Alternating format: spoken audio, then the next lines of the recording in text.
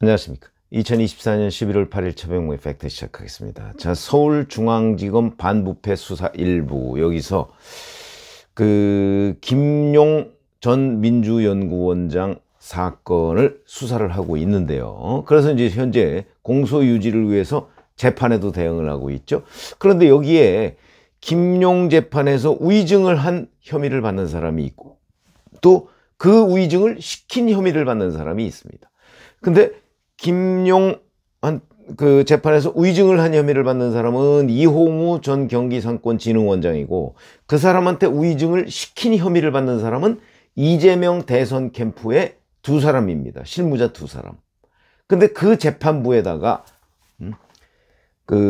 김용 변호인 대화방에 이재명 대표가 참여했다, 관여했다 하는 텔레그램을 제출했다는 겁니다. 무슨 뜻인지 아시겠죠?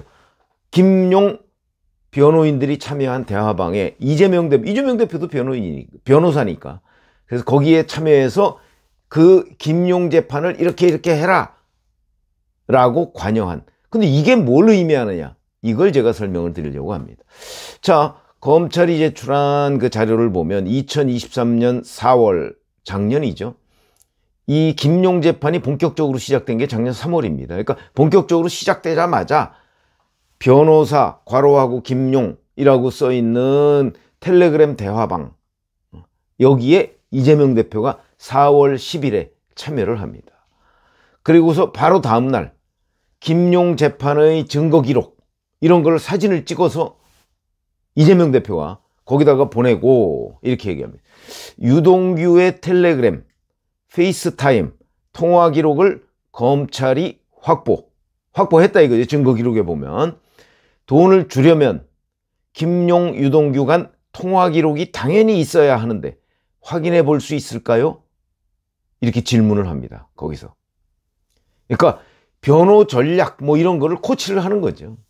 그랬더니 그 대화방에 있는 김모 변호사가 검찰이 일부러 통화 기록을 제출하지 않고 있다, 이렇게 얘기를 하니까 이재명 대표가 검찰이 확보했을 만한 개연성만 소명해도 좋겠다, 뭐 이런 식으로 얘기를 합니다.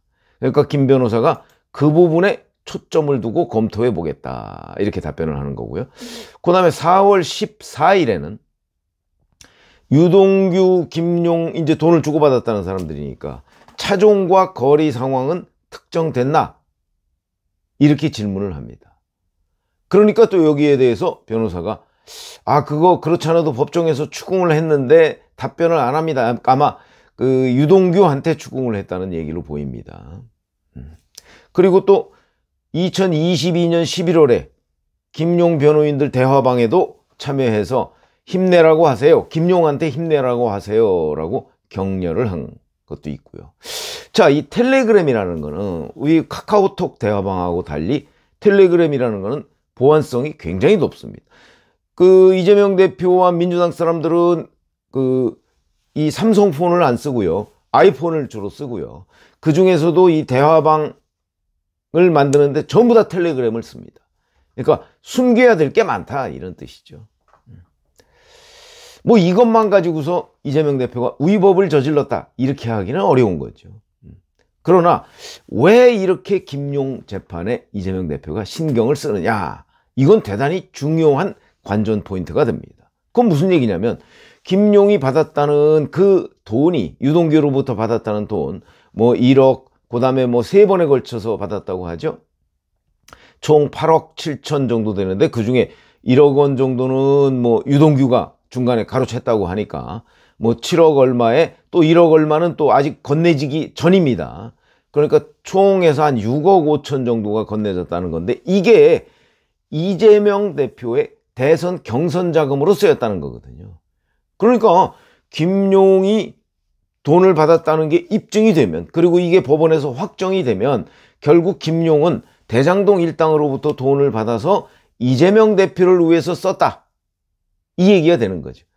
그런데 이제 그렇게 되면 이재명 대표는 난 모른다, 이제 이렇게 지금 잡아떼고 있는 건데, 글쎄 이재명을 위해서 김용이 돈을 받아서 썼는데 그 최대의 수혜자인 이재명 후보가 몰랐다고 얘기하는 게 과연 뭐 법률적으로도 문제가 될 수 있고 실질적으로도 그거를 일반 국민들이 그럴 수 있다 이렇게 인정할 수 있나. 이게 송영길 돈봉투 사건하고 비슷한 겁니다.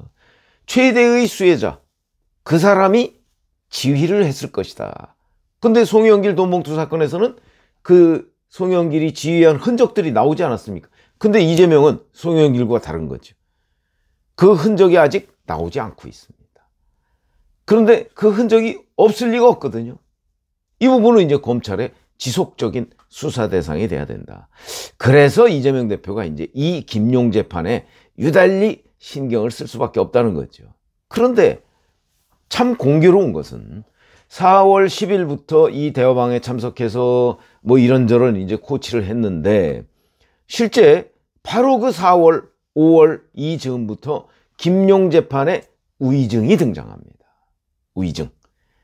뭐 그 전에 이제 뭐 이것저것 뭐 확인해 봤냐 뭐 이런 얘기를 이제 이재명 대표가 얘기했다고 했죠. 근데 바로 그달 또 5월 초에 우의증이 등장하죠. 첫 번째 우의증자가 바로 아까 얘기한 이홍우 전 경기상권진흥원장 이 사람입니다. 이 사람이 이제 뭐라고 우의증을 했느냐? 유동규가 돈을 줬다고 하는 2021년 5월 3일 오후 6시. 그런데 그 오후에 사실은 내가 그 수원 컨벤션 센터에서 김용을 만나고 있었습니다. 그러니까 그 시간까지 거기 가는 거는 물리적으로 불가능합니다. 라고 의증을 한 겁니다. 이홍우 전 원장이. 이 사건이 등장을 하죠. 그러니까 이거는 완전히 만들어낸 겁니다. 그런데 이제 검찰이 거기에 대해서 아니다. 수원 컨벤션 센터에 이제 김용이 그 시간에 차를 타고 들어간 흔적이 없다. 그래서 주차 기록을 요새 왜 그 차단기 같은 거 있어서 거기에 기록 다 남지 않습니까? 그걸 제출하니까 이게 이제 우의증이라는 것이 입증이 된 것이고 그 시간에 김용은 그 코리아 경기도인가 뭐 하는 그 회사에서 그거는 유동규 사무실에서 한 10분 거리 떨어져 있다고 하거든요. 거기에서 그 뭐 텔레그램 뭐 이런 거를 다운로드 받은 기록 뭐 이런 것들을 제출해서 이제 이게 뒤집혔는데 최근에는 뭐 또 구글 타임라인 뭐 이런 거를 들고 와서 이제 자기가 유동규 사무실에 가지 않았다 이렇게 얘기해서 이제 그거 가지고 또 공방을 벌이고 있죠. 근데 구글 타임라인은 한 곳에 오래 머무르지 않으면 그 기록이 정확하지 않다는 거죠. 그런 맹점이 있습니다. 그러니까 유동규 사무실에 가서 돈 받아가지고 그냥 나왔으면 그게 기록이 안 남는 거. 그리고 기록 자체에 오염될 수도 있고 뭐 여러 가지의 문제가 있을 수 있다 하는 게 이제 법정에서 지금 2심에서 다퉈지고 있는 거고요. 자, 우선 이재명 대표가 거기 참여하고 나서 이홍우의 위증 사건이 벌어졌고 뿐만 아니고 검찰이 수사를 계속해 보니까 이홍우라는 사람한테 위증을 시킨 사람은 바로 이재명 대선 캠프에 있던 박모, 서모라는 실무자다. 한번 이런 거 생각해 보시죠. 이재명 대선 캠프에 있던 실무자들이 이홍우 전 경기상권진흥원장한테 김용 재판에 가서 이렇게 조작된 얘기를 해주세요. 그 사람들의 순수한 아이디어로 그랬을까요? 그렇지 않죠. 저는 여기에도 위증 컨트롤 타워가 있다. 제가 한두 차례 말씀을 드린 적이 있습니다. 위증 컨트롤 타워가 있을 것이다. 그 위증 컨트롤 타워가 과연 누구냐? 근데 그런 흔적이 이홍우 전 원장이 올해 5월에 이 박모서모 그 위증교사 재판에 법정 증언을 했습니다. 거기에서 이 흔적이 나왔어요. 이렇게 얘기합니다. 아직 위증을 승낙하지도 않았던 시점에 김용 대책팀이 있었다는 거죠. 자기네들 그 진영 내에 나를 증인으로 세우기로 결정했다는 자료를 검찰 조사 과정에서 봤다. 그러면서 알리바이를 짜맞추기 위한 판이 짜여 있다는 느낌을 지울 수가 없어서 내가 배신감이 들었다. 이렇게 얘기를 합니다. 자, 그러면 김용 대책팀이라는 게 그냥 뭐 있을 수 있죠. 근데 이 사람이 얘기한 것 중에 알리바이 판을 이미 짜놓고 자기를 이용했다 하는 거거든요. 그러면 누가 그랬겠느냐? 누가 그랬겠느냐? 김용 대책팀의 실질적인 리더는 누구고? 왜냐면 이 텔레그램 대화방을 보면 이재명 대표가 이렇게 김용 변호인한테 지시하지 않습니까? 이런 거 해봤냐, 이런 거 해봤냐, 이렇게 해라. 그 다음에 이 사람이 얘기하는 알리바니 판이 짜여 있다는 건 과연 누구를 얘기하느냐? 그 판을 누가 짰겠느냐? 이재명 대선 캠프에 있는 그 실무자 2명이 짰겠느냐? 그건 아니라고 보입니다. 그러면 여기에 결국은 이재명 대표나 아니면 이재명 대표 측에 누군가가 이 알리바이를 조작해냈다는 얘기가 되는 거죠. 그러면 그 실질적인 리더는 이재명 대표 아닌가요?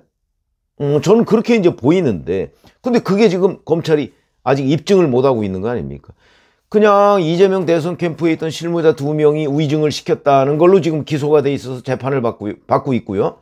그리고 올해 이제 구속기간이 끝날 즈음에서 보석 허가가 돼 있습니다. 그러니까 지금 밖에 나와 있습니다. 그 상태에서 재판을 받고 있는데, 그러니까 이재명 측과 연결된 위증 교사, 이게 지금 다 밝혀져서 재판을 받고 있는 겁니다. 그 박모서모라는 사람 위증 교사, 그 다음에 이홍우 전 원장 위증. 이홍우 전 원장은 위증을 인정했으니까요. 자, 그러면 이게 과연 김용 변호인이 지휘하는 것이냐, 이재명 대표나 이재명 대표 측이 지휘하는 것이냐. 저는 이재명 대표 측이 지휘하는 거라고 판단이 됩니다. 그런 점에서 본다면, 이제 최근에 검찰이 제출했다는 이 텔레그램 대화방, 이게 결국은 이 여러 가지 재판의 위증을 만들어내기 위한 이재명 컨트롤 타워의 존재를 시사하고 있는 것 아닌가. 저는 그렇게 판단이 되는데, 어쨌든 그런 부분에 대한 검찰의 수사는 계속돼야 되겠죠. 이뿐만 아니고 뭐 이재명 대표 관련한 재판, 뭐 본인도 위증교사로 지금 이제 11월 25일에 1심 선고를 받게 되는 거고요. 그 다음에 뭐 다른 사람 관련 재판에서도 제가 위증 덩어리들 뭐 이런 얘기를 한 적이 있는데, 꼭 등장하는 것이 위증 또는 의혹이지만 재판 거래 뭐 이런 것들이 등장합니다. 그래서 이재명 대표라는 사람이 지금 온 신경을 자기 관련한 재판 뭐 이런 데에서 뭔가 이 재판을 뒤집기 위한 또 다른 불법을 지금 구상 실행하고 있는 것 아니냐. 이 부분에 대한 검찰의 보다 철저한 수사도 있어야 되겠다. 재판이 어떤 특정 피고인이나 이런 사람들의 어떤 뒤집기에 의해서 제대로 판단이 안 되고 다른 곳으로 흘러가서 엉뚱한 결론이 나오면 안 되는 거 아니겠습니까? 그런 부분에서 검찰도 이 이재명과 연관된 재판의 위증 부분에 좀 더 신경을 좀 많이 써야 되는 건 아닌가. 뭐 이렇게 판단이 됩니다. 고맙습니다.